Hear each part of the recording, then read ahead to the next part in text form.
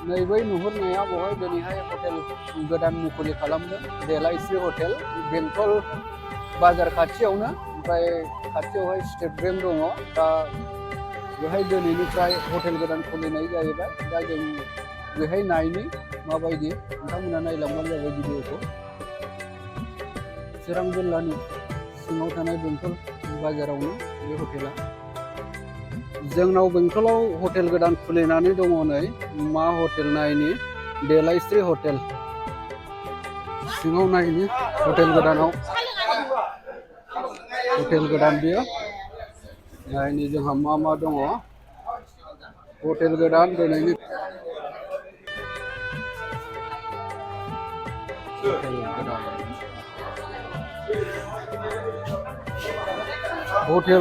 hotel गोदाननि फ्रियाव जाहोदलादों hotel गोदान बियो बेंटलाव हटेल गोदाननि साहा लोंलायदोलै जोंहा नै दाना खाथियावनो हटेल गोदान मोनबाय ओंखाम संनांलायनाय नङा ओंखाम उखैबा खाथियाव जाफैनो हासिगोन दाना जोंनि बेंटलाव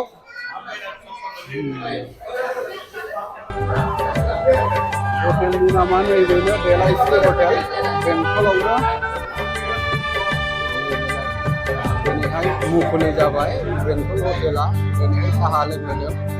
नायनानै लानो हागोन दिनै मुखुलि आरो सोरबा गामि खाथियाव थाग्रा सुबुंफोरा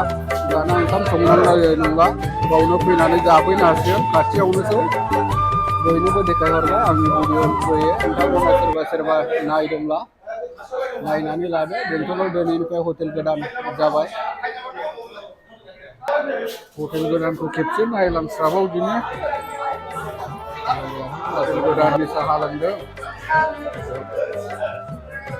साहा लोंनोसै दाना हटेल गोदाननि हटेला नोंसिनि दा हटेल बिगुमा जोंहा दाना बे बेंटल एरियायाव थानाय मानगोनां रायजो राजाफोर दिनैनिफ्राय ओंखाम संस्लाबनो हायाबाबो जासिगोन न'आव दा बावनो फैनानै जाफैनो हासिगोन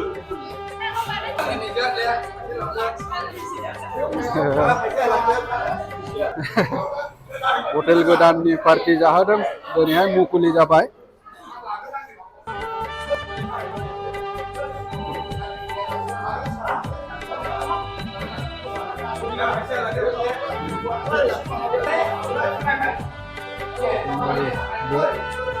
चिरां जिल्लानि बेंटल बाजाराव नैबे हटेलखौ खुलिनाय जाबाय दिनैनिफ्राय सोरबा आंनि भिडिअखौ नायदोंबा फैनानै जाफैनो हासिगोन नैबावनो बेंटलावनो खुलिबाय हटेला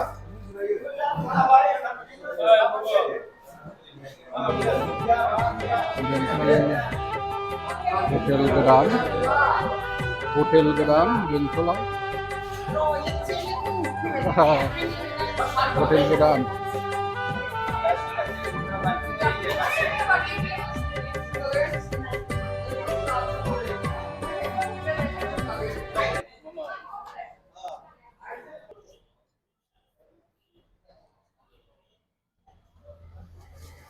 नैबे एरियायाव नैबेजों बेंटल बाजार थांबाय नैबे लामाया जादों बङाइगावनिफ्राय फैबाय हटेला जाहैबाय नैबे एरियायाव नै आं सिङावबो देखायखाबाय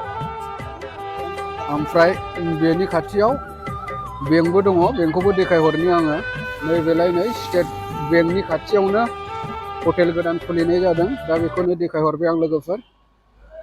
नैबे बेंकआ नै